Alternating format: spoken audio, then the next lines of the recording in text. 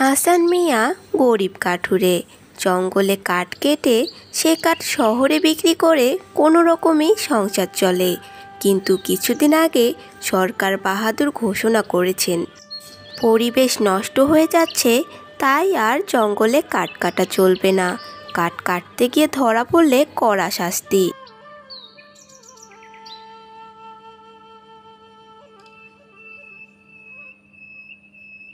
হ্যাঁ গো, এসেছো? মা লতা, তুই যা, বাসনগুলো মেজে ফেল, আমি একটু পরে এসে রান্না বসিয়ে দিচ্ছি। আচ্ছা মা, ঠিক আছে।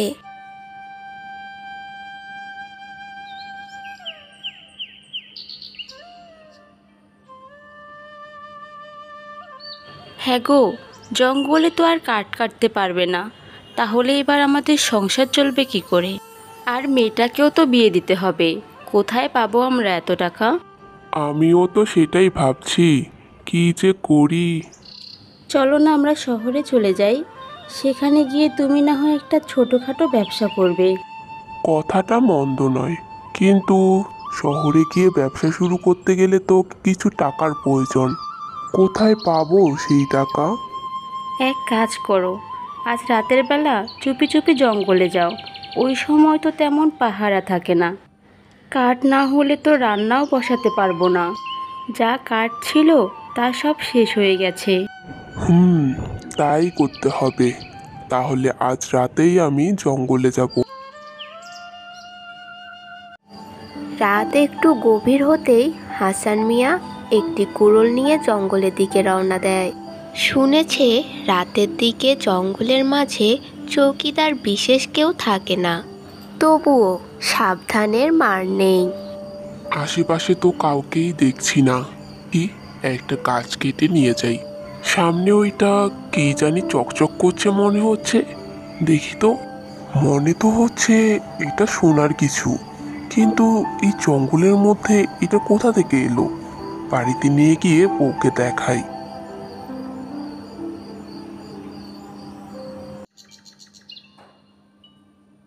হ্যাঁ হ্যাঁ, এটা তো সোনাই মনে হচ্ছে। এটা দিয়ে কিন্তু আমার জন্য আর লতার জন্য দুটো হার গড়িয়ে দিতে হবে, যেমনটা জমিদারের মেয়ে আর বউ পরে। কিন্তু আমি যে ভেবেছিলাম সোনা বিক্রির টাকা দিয়ে শহরে গিয়ে একটা ব্যবসা শুরু করব। ঠিক আছে, তাহলে আমারটা থাক, মেয়ের জন্য একটা গয়না বানাও, আর বাকি টাকা দিয়ে ব্যবসা শুরু করো। মেয়েকে তো বিয়ে দিতে হবে। আর শোনো, একটু বেলা হলে শহরের কোনো বড় শ্যাকরার কাছে যাও।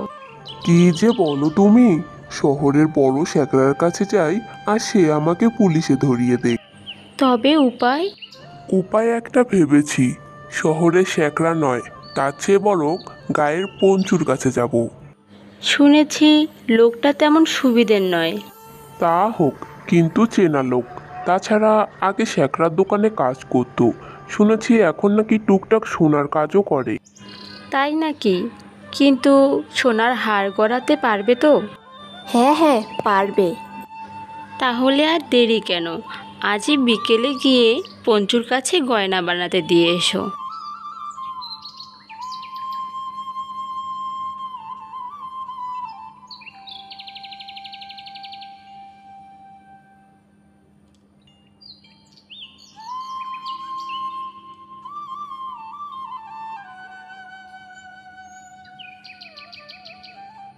পঞ্চু, আরে ও পঞ্চু, বাড়িতে আছো?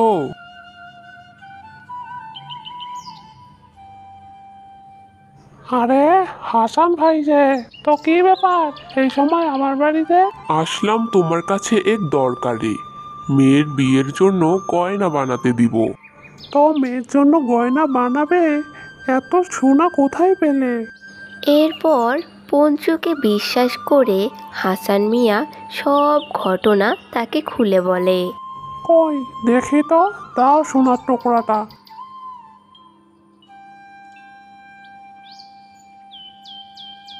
তুমি এখন বাড়িতে যাও, 2 দিন পর এসে তোমার মেয়ের জন্য বানানো গয়না নিয়ে যেও।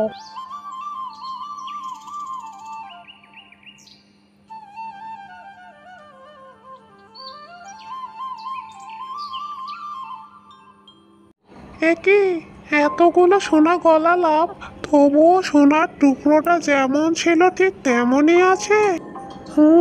বুঝেছি।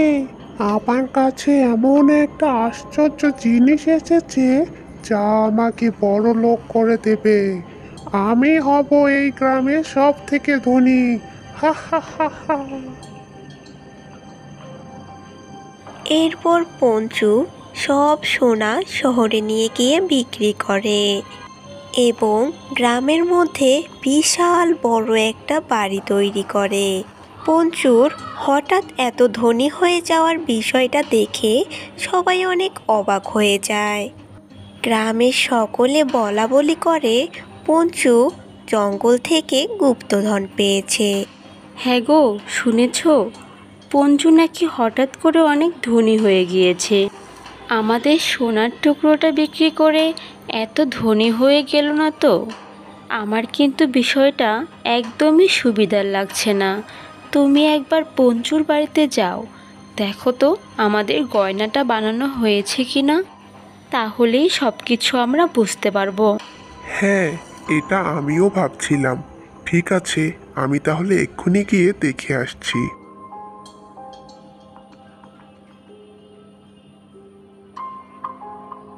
এই যে পঞ্চু, এখানেই আছো দেখছি। যাক, ভালোই হলো। তো আমার গয়নাটা কি বানানো হয়েছে? গয়না? কিসের গয়না? তুমি আবার আমাকে কবে গয়না বানাতে দিলে?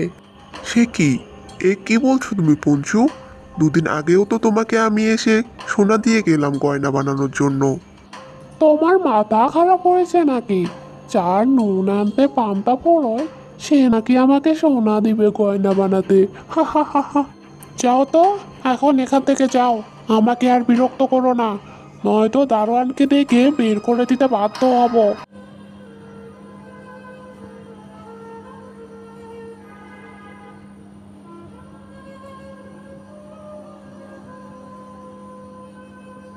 হ্যাঁ গো, কি হয়েছে তোমার? তোমার মুখখানা এমন দেখাচ্ছে কেন? তুমি ঠিক বলেছিলে গো গিন্নি, যা ভেবেছিলাম ঠিক তাই। কেন, কি হয়েছে সেটা খুলে বলো তো। এরপর পঞ্চু তার বউকে সব কিছু খুলে বলে। মন খারাপ করো না, যা কপালে ছিল তাই হয়েছে। আজ তুমি আরেকবার জঙ্গলে গিয়ে দেখো তো, যদি কিছু পাও। তুমি ঠিকই বলেছ। আমি আবার আজ জঙ্গলে যাব। সেদিন রাতে হাসান মিয়া আবার কুড়াল হাতে জঙ্গলের দিকে যায়। আগের দিন যেই জায়গায় সোনার টুকরোটা পেয়েছিল ঠিক সেই জায়গায় গিয়ে সে দাঁড়িয়ে থাকে। হা হা হা হা। এ কি? কে আপনি? ভয় পেও না, আমি তোমার কোনো ক্ষতি করব না। তুমি শুধু বলো, ওই সোনার মণিটা কোথায়, কোথায় রেখেছো তুমি? ওটা আমাদের পাতালপুরীতে ফেরার চাবি। তোমার জন্য আমরা আমাদের পাতালপুরীতে ফিরতে পারছি না। ওই সোনার টুকরোটা আমার কাছে নেই, ওটা পঞ্চুর কাছে আছে। ও আমাকে ঠকিয়ে সেই সোনার টুকরোটা দিয়ে অনেক ধনী হয়ে গেছে। কোথায় সেই পঞ্চু? নিয়ে চলো আমাকে তার কাছে। হ্যাঁ হ্যাঁ, চলুন আমার সাথে। এই জঙ্গলটা পেরোলেই আমাদের গ্রাম। সেখানে সব থেকে বড় বাড়িটাই হচ্ছে পঞ্চুর বাড়ি। ঠিক আছে, চলো তাহলে আমার সঙ্গে।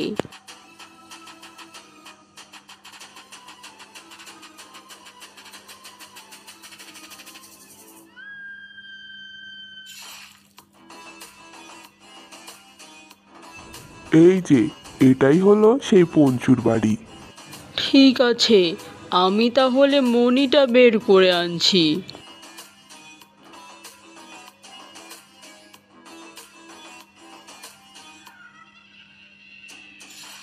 পঞ্চু অন্যায়ভাবে এই সম্পদ করেছে, এই সম্পদ ওর কিচ্ছুই থাকবে না। হ হ হ।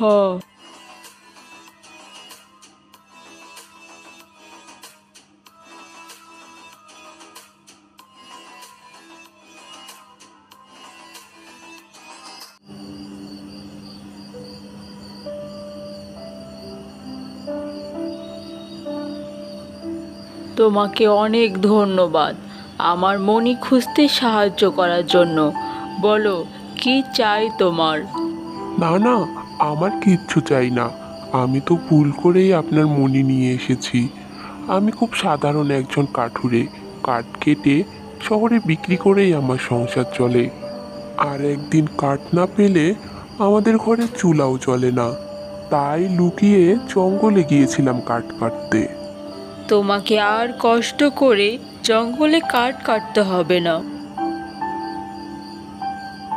এখানে কিছু সোনা আছে, এ দিয়ে তোমার মেয়েকে গয়না বানিয়ে দিবে। আর এই হলো চুলা, এতে কাঠের প্রয়োজন পড়বে না। চাবি ঘোরালেই চুলা জ্বলে উঠবে আর তা দিয়ে রান্না করতে পারবে। আবার চাবি ঘোরালে চুলা বন্ধ হয়ে যাবে।